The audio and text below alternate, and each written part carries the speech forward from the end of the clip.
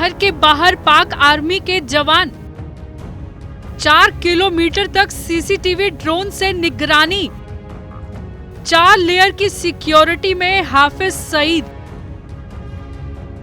पाकिस्तान के लाहौर में भारत के टारगेट नंबर 1 हाफिज सईद के ठिकाने पर बड़ा खुलासा हुआ है। रिपोर्ट में घनी आबादी वाले इलाके में स्थित घर, कड़ी सुरक्षा, पास की मस्जिद, मदरसे और बंकर का खुलासा किया गया है।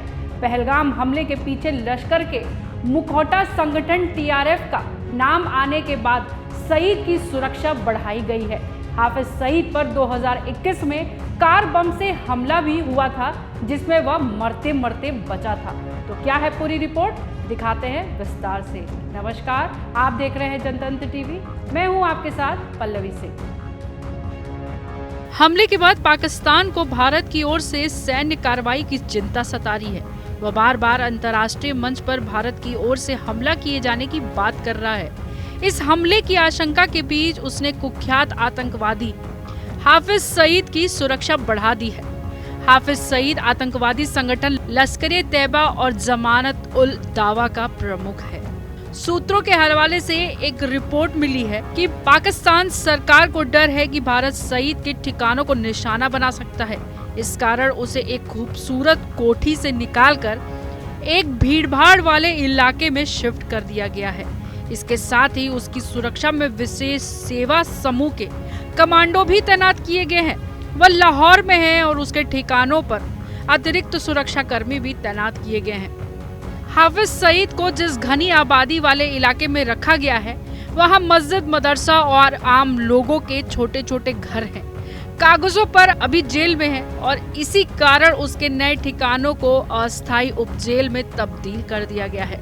जानकारों का कहना है कि उसके घर के 1 किलोमीटर के दायरे में इशारा पहचानने वाले सीसीटीवी कैमरे लगाए गए हैं। साथ ही पूरे इलाके पर नजर रखने के लिए एक कंट्रोल रूम भी बनाया गया है। हाफिज सईद अब 77 साल का हो गया है। वह 2008 में हुए मुंबई हमलों का मास्टरमाइंड है। पहलगाम में 26 हिंदुओं के नरसंहार को भी उसके ही एक सहयोगी संगठन ने अंजाम दिया है। हाफिज सईद को पाकिस्तान की अदालतों ने कई मामलों में दोषी ठहराया है। उसे 46 साल की सजा हुई है। वह आतंकवाद को बढ़ाने के लिए पैसे देने का दोषी है। वह 2019 से कागजों पर गिरफ्तार है, लेकिन वह पाकिस्तान की सरकार और सेना के संरक्षण में अपना काम कर रहा है।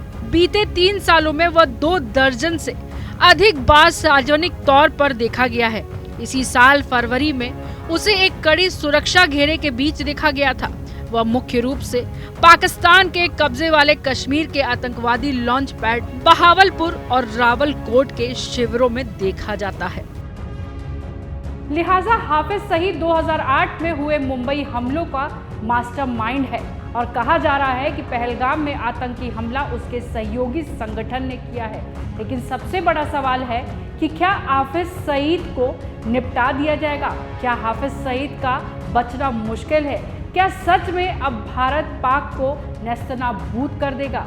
फिलहाल इस रिपोर्ट में आज के लिए बस इतना ही। आपकी इस बारे में क्या राय है, हमें कमेंट कर जरूर बताइएगा।